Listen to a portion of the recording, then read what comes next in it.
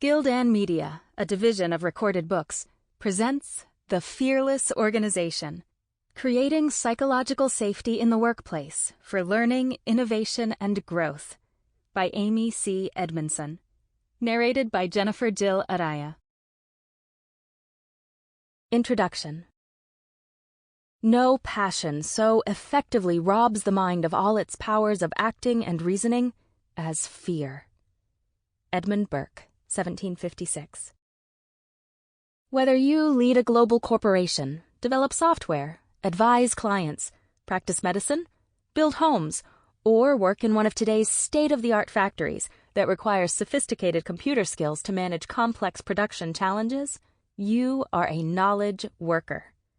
Just as the engine of growth in the Industrial Revolution was standardization, with workers as laboring bodies confined to execute the one best way to get almost any task done, growth today is driven by ideas and ingenuity. People must bring their brains to work and collaborate with each other to solve problems and accomplish work that's perpetually changing. Organizations must find, and keep finding, new ways to create value to thrive over the long term. And creating value starts with putting the talent you have to its best and highest use. What it takes to thrive in a complex, uncertain world. While it's not news that knowledge and innovation have become vital sources of competitive advantage in nearly every industry, few managers stop to really think about the implications of this new reality, particularly when it comes to what it means for the kind of work environment that would help employees thrive and organizations succeed. The goal of this book is to help you do just that, and to equip you with some new ideas and practices to make knowledge-intensive organizations work better. For an organization to truly thrive in a world where innovation can make the difference between success and failure, it is not enough to hire smart, motivated people. Knowledgeable, skilled, well-meaning people cannot always contribute what they know at that critical moment on the job when it is needed. Sometimes this is because they fail to recognize the need for their knowledge. More often, it's because they're reluctant to stand out, be wrong, or offend the boss. For knowledge work to flourish, the workplace must be one where people feel able to share their knowledge. This means sharing concerns, questions, mistakes, and half-formed ideas. In most workplaces today, people are holding back far too often, reluctant to say or ask something that might somehow make them look bad. To complicate matters, as companies become increasingly global and complex, more and more of the work is team-based. Today's employees, at all levels, spend 50% more time collaborating than they did 20 years ago. Hiring talented individuals is not enough. They have to be able to work well together. In my research over the past 20 years, I've shown that a factor I call psychological safety helps explain differences in performance in workplaces that include hospitals, factories, schools, and government agencies. Moreover, psychological safety matters for groups as disparate as those in the C-suite of a financial institution and on the front lines of the intensive care unit. My field-based research has primarily focused on groups and teams, because that's how most work gets done. Few products or services today are created by individuals acting alone. And few individuals simply do their work and then hand the output over to other people who do their work in a linear, sequential fashion. Instead, most work requires people to talk to each other to sort out shifting interdependencies. Nearly everything we value in the modern economy is the result of decisions and actions that are interdependent and therefore benefit from effective teamwork. As I've written in prior books and articles, more and more of that teamwork is dynamic, occurring in constantly shifting configurations of people rather than in formal, clearly bounded teams. This dynamic collaboration is called teaming. Teaming is the art of communicating and coordinating with people across boundaries of all kinds, expertise, status, and distance, to name the most important. But whether you're teaming with new colleagues all the time or working in a stable team, effective teamwork happens best in a psychologically safe workplace. Psychological safety is not immunity from consequences, nor is it a state of high self-regard. In psychologically safe workplaces, people know they might fail. They might receive performance feedback that says they're not meeting expectations, and they might lose their jobs due to changes in the industry environment, or even to a lack of competence in their role. These attributes of the modern workplace are unlikely to disappear anytime soon. But in a psychologically safe workplace, people are not hindered by interpersonal fear. They feel willing and able to take the inherent interpersonal risks of candor. They fear holding back their full participation more than they fear sharing a potentially sensitive, threatening, or wrong idea. The fearless organization is one in which interpersonal fear is minimized, so that team and organizational performance can be maximized in a knowledge-intensive world. It is not one devoid of anxiety about the future. As you will learn in this book, psychological safety can make the difference between a satisfied customer and an angry, damage-causing tweet that goes viral, between nailing a complex medical diagnosis that leads to a patient's full recovery and sending a critically ill patient home too soon, between a near miss and a catastrophic industrial accident, or between strong business performance and dramatic, headline-grabbing failure. More importantly, you will learn crucial practices that help you build the psychologically safe workplaces that allow your organization to thrive in a complex, uncertain, and increasingly interdependent world. Psychological safety is broadly defined as a climate in which people are comfortable expressing and being themselves. More specifically, when people have psychological safety at work, they feel comfortable sharing concerns and mistakes without fear of embarrassment or retribution. They are confident that they can speak up and won't be humiliated, ignored, or blamed. They know they can ask questions when they are unsure about something. They tend to trust and respect their colleagues. When a work environment has reasonably high psychological safety, good things happen. Mistakes are reported quickly so that prompt corrective action can be taken. Seamless coordination across groups or departments is enabled, and potentially game-changing ideas for innovation are shared. In short, psychological safety is a crucial source of value creation in organizations operating in a complex, changing environment. Yet, a 2017 Gallup poll found that only 3 in 10 employees strongly agree with the statement that their opinions count at work. Gallup calculated that by moving that ratio to 6 in 10 employees, organizations could realize a 27% reduction in turnover, a 40% reduction in safety incidents, and a 12% increase in productivity. That's why it's not enough for organizations to simply hire talent. If leaders want to unleash individual and collective talent, they must foster a psychologically safe climate where employees feel free to contribute ideas, share information, and report mistakes. Imagine what could be accomplished if the norm became one where employees felt their opinions counted in the workplace. I call that a fearless organization. Discovery by mistake.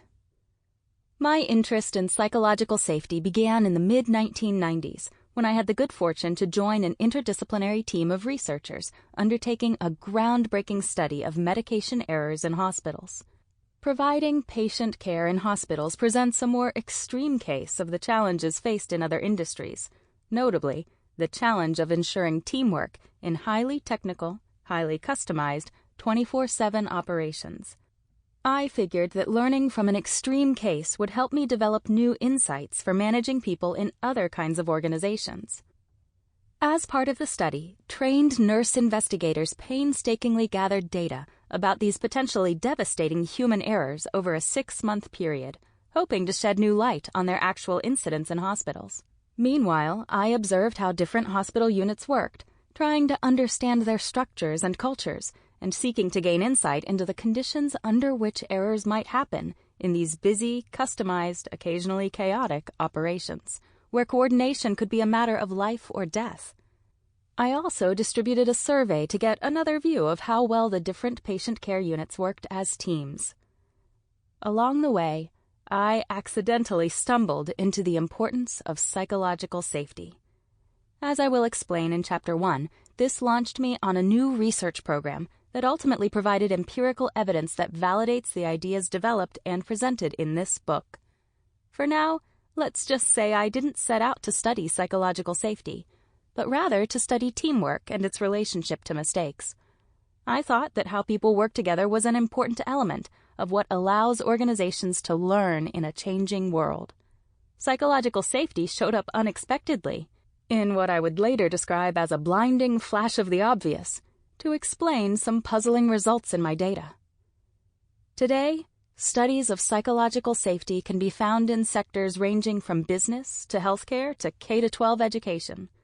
Over the past 20 years, a burgeoning academic literature has taken shape on the causes and consequences of psychological safety in the workplace, some of which is my own work, but a great deal of which has been done by other researchers. We have learned a lot about what psychological safety is, how psychological safety works, and why psychological safety matters. I'll summarize key findings from these studies in this book. Recently, the concept of psychological safety has taken hold among practitioners as well. Thoughtful executives, managers, consultants, and clinicians in a variety of industries are seeking to help their organizations make changes to create psychological safety as a strategy to promote learning, innovation, and employee engagement. Psychological safety received a significant boost in popularity in the managerial blogosphere after Charles Duhigg published an article in the New York Times Magazine in February 2016, reporting on a 5-year study at Google that investigated what made the best teams. The study examined several possibilities. Did it matter if teammates have similar educational backgrounds? Was gender balance important? What about socializing outside of work? No clear set of parameters emerged. Project Aristotle, as the initiative was codenamed, then turned to studying norms, that is, the behaviors and unwritten rules to which a group adheres, often without much conscious attention. Eventually, as Duhigg wrote, the researchers encountered the concept of psychological safety in academic papers, and everything suddenly fell into place. They concluded psychological safety was far and away the most important of the 5 dynamics we found. Other behaviors were also important, such as setting clear goals and reinforcing mutual accountability. But unless team members felt psychologically safe, the other behaviors were insufficient. Indeed, as the study's lead researcher, Julia Rozovsky, wrote, it's the underpinning of the other 4. Reflecting her wonderfully concise conclusion, Chapter 1 of this book is titled The Underpinning. Overview of the book. This book is divided into 3 parts. Part 1, The Power of Psychological Safety, consists of 2 chapters that introduce the concept of psychological safety and offer a brief history of the research on this important workplace phenomenon. We'll look at why psychological safety matters, as well as why it's not the norm in many organizations. Chapter 1, The Underpinning, opens with a disguised true story taking place in a hospital that shows at once the ordinariness of an employee holding back at work, not sharing a concern or a question, as well as the profound implications this human reflex can have for the quality of work in almost any organization. I will also recall the story of how I stumbled into psychological safety by accident early in my academic career. Chapter 2, The Paper Trail, presents key findings from a systematic review of academic research on psychological safety. I don't provide many details of individual studies, but rather give an overview of how research on psychological safety has provided evidence supporting the central argument in this book, that no 21st century organization can afford to have a culture of fear. The fearless organization is not only a better place for employees, it's also a place where innovation, growth, and performance take hold. If listeners want to move quickly to Part 2, they will be rewarded by a series of case studies that clearly illuminate first the costs of not having psychological safety, and next the rewards of investing in building it. The 4 chapters in Part 2, Psychological Safety at Work, present real-world case studies of workplaces in both private and public sector organizations to show how psychological safety, or its absence, shapes business results and human safety performance.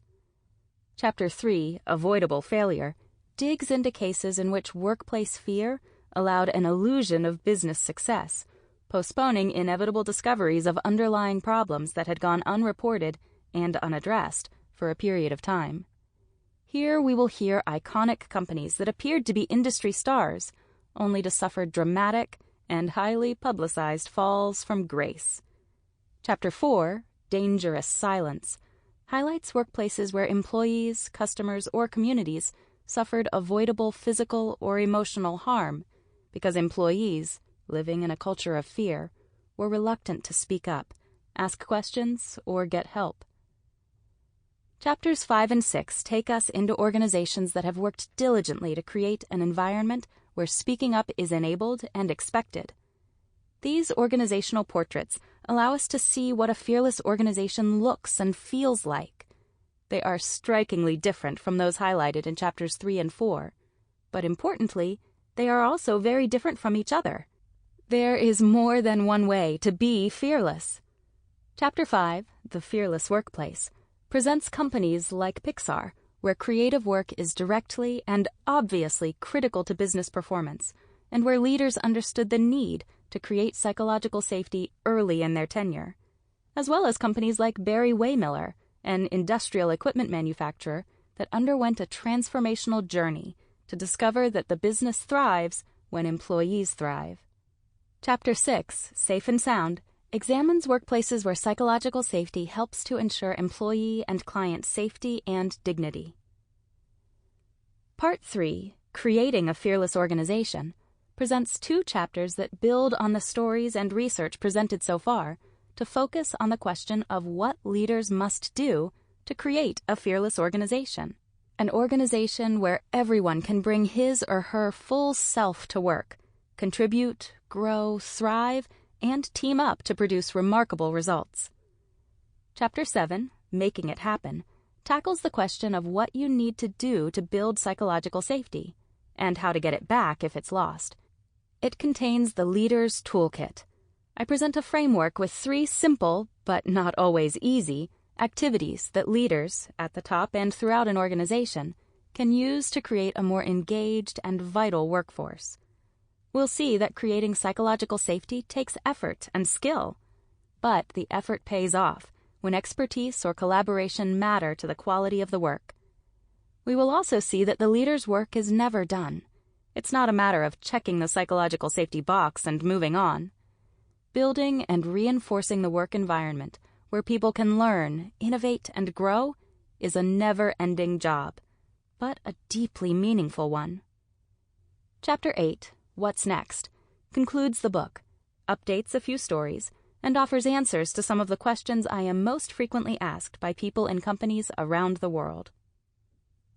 In an era when no individual can know or do everything needed to carry out the work that serves customers, it's more important than ever for people to speak up, share information, contribute expertise, take risks, and work with each other to create lasting value. Yet, as Edmund Burke wrote more than 250 years ago, fear limits our ability for effective thought and action, even for the most talented of employees.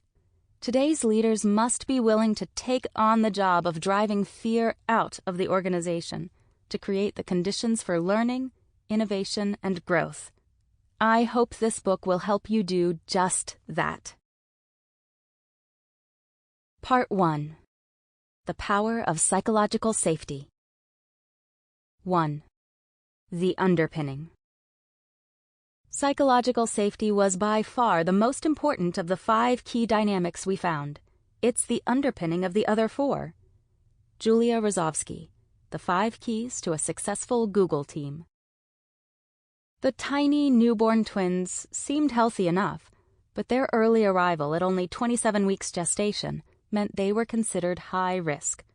Fortunately, the medical team at the busy urban hospital where the babies were delivered included staff from the Neonatal Intensive Care Unit, or NICU, a young neonatal nurse practitioner named Christina Price, and a silver-haired neonatologist named Dr. Drake. As Christina looked at the babies, she was concerned.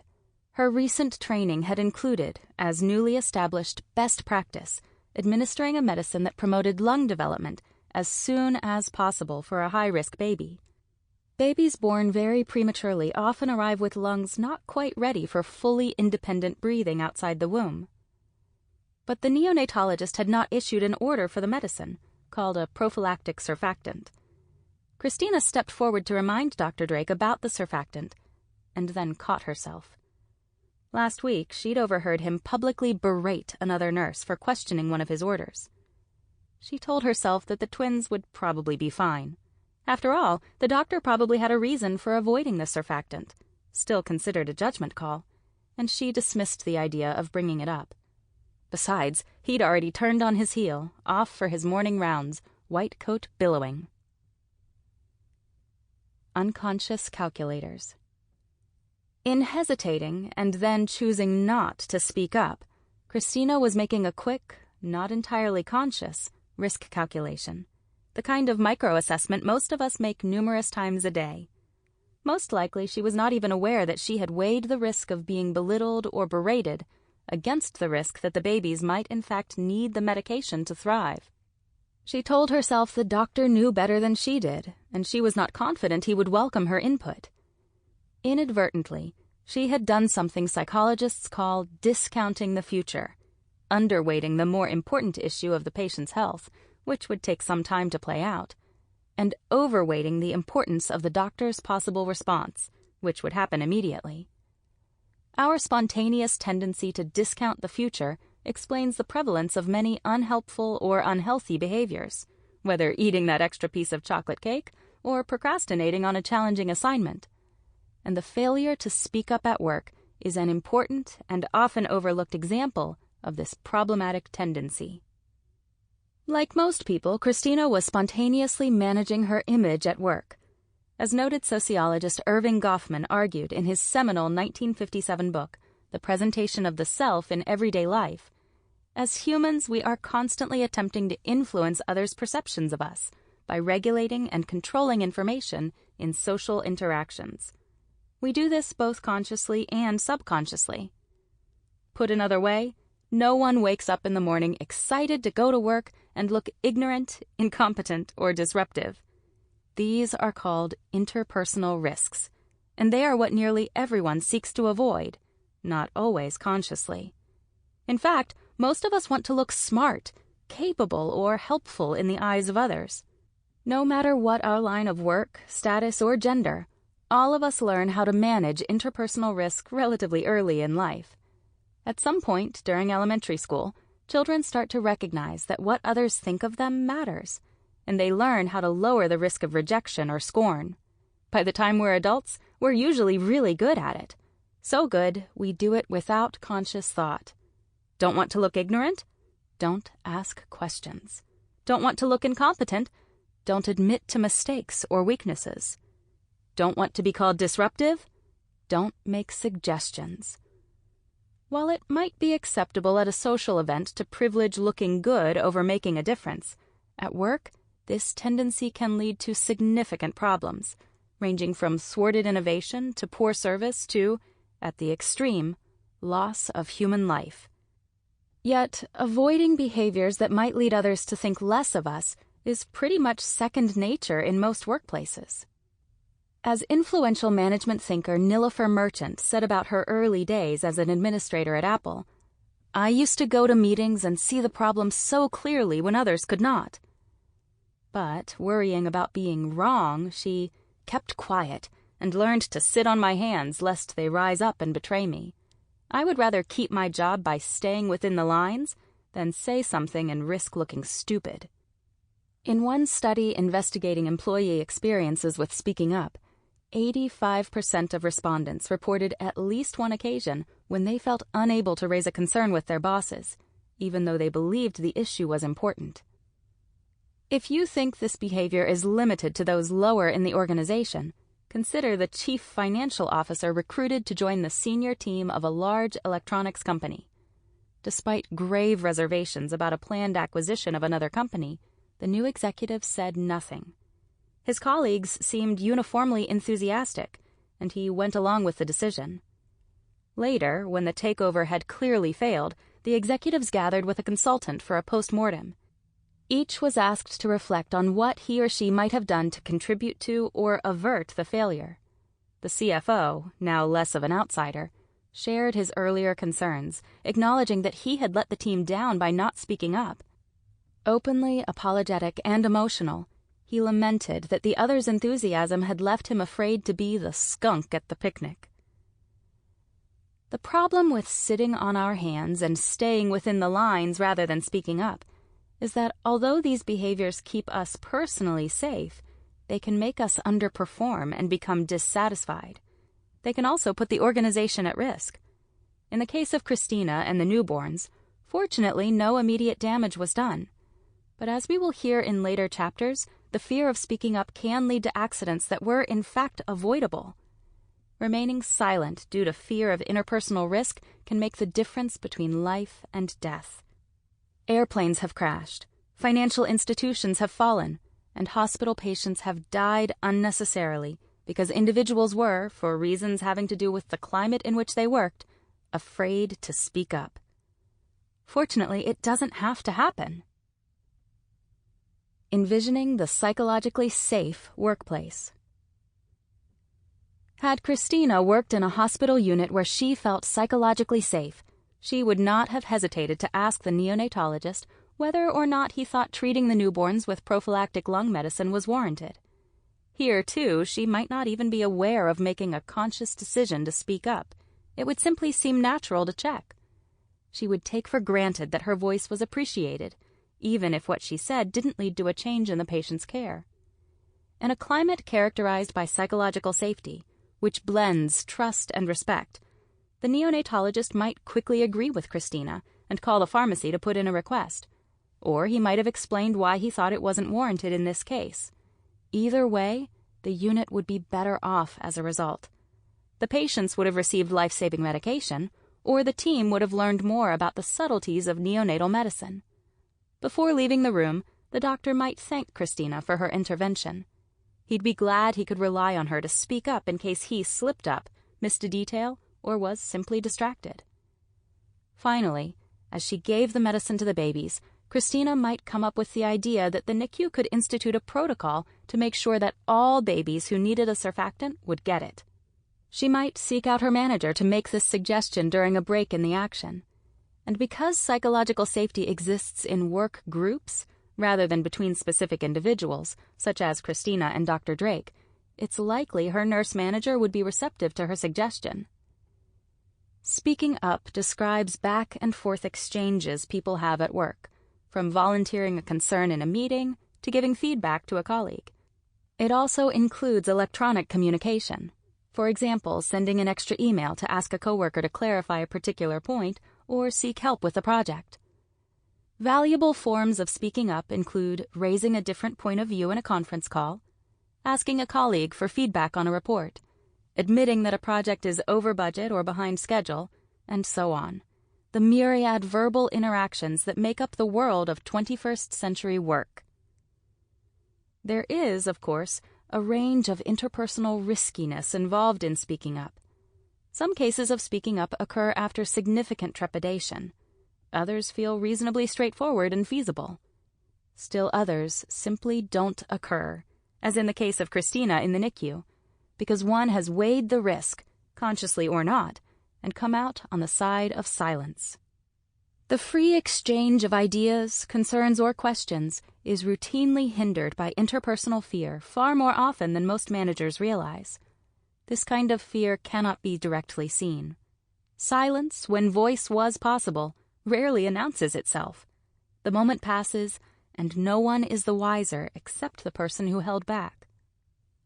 I have defined psychological safety as the belief that the work environment is safe for interpersonal risk-taking. The concept refers to the experience of feeling able to speak up with relevant ideas, questions, or concerns. Psychological safety is present. Sample complete. Ready to continue?